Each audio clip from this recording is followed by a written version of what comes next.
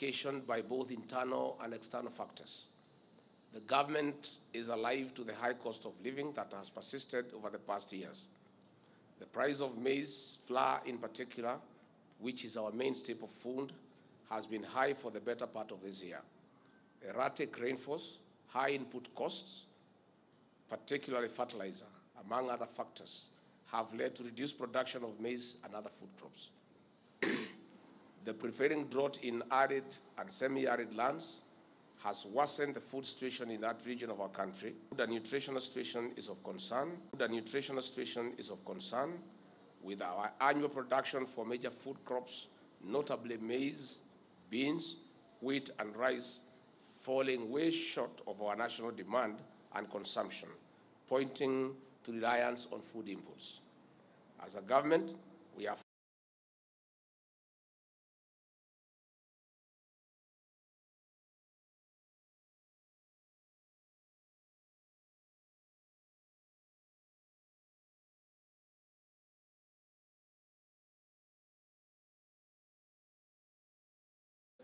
fertilizer for planting.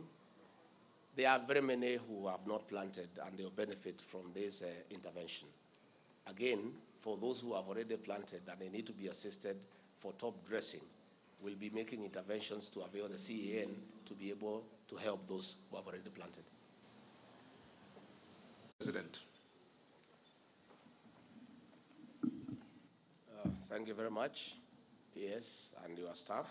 100 bags of 50 kilograms for the 2022 short range season. The consignments to be flagged off are destined for Embu, Elbagon, Nakuru, Isiolo, and Olengerwani. However, Your Excellency, I want to commit that already the National Cereals and Produce Board has delivered consignments to all the needy areas. Allow me, Your Excellency, to sincerely thank the National Cereals and Produce Board for facilitating of the fertilizer from Mombasa to all the depots across the region that are in need. With those few comments, it is now my humble duty. Good morning. We are gathered here today to unveil the fertilizer subsidy program and witness the flagging of 5. All right, honorable members, members of press, ladies and gentlemen, the Deputy President of the Republic of Kenya, Rigathi Gachagua.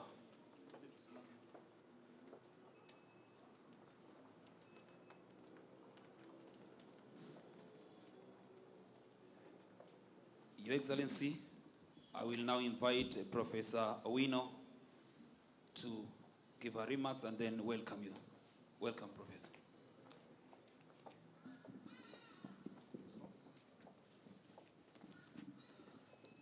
Your Excellency, Honorable Rigathi Gachagua,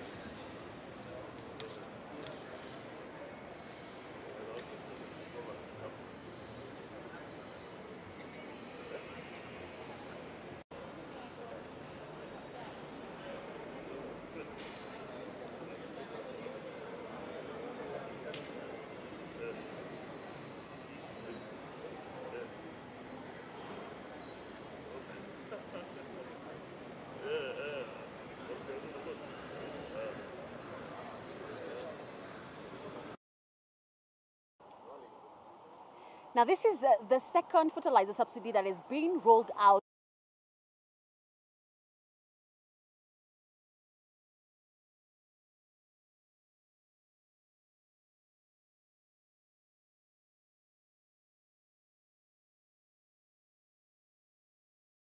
Side over today's flagging off of DAP subsidized fertilizer destined to various regions of Kenya as a strategic intervention to actualize the Kenya Kwanza promise of affordable farm inputs in our manifesto that was further communicated during our swearing in on Tuesday, 13 September 2022. Agriculture remains the backbone of Kenya's economic and industrial development, particularly in food production, income generation, and provision of raw materials for manufacturing.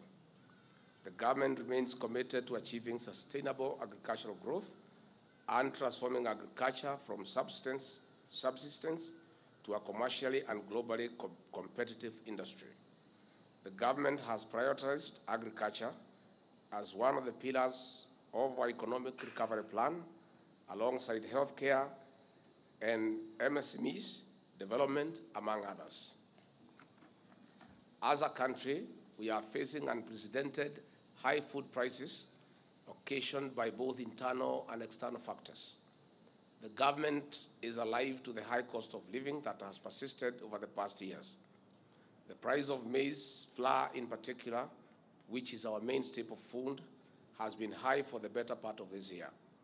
Erratic rainfalls, high input costs, particularly fertilizer, among other factors, have led to reduced production of maize and other food crops.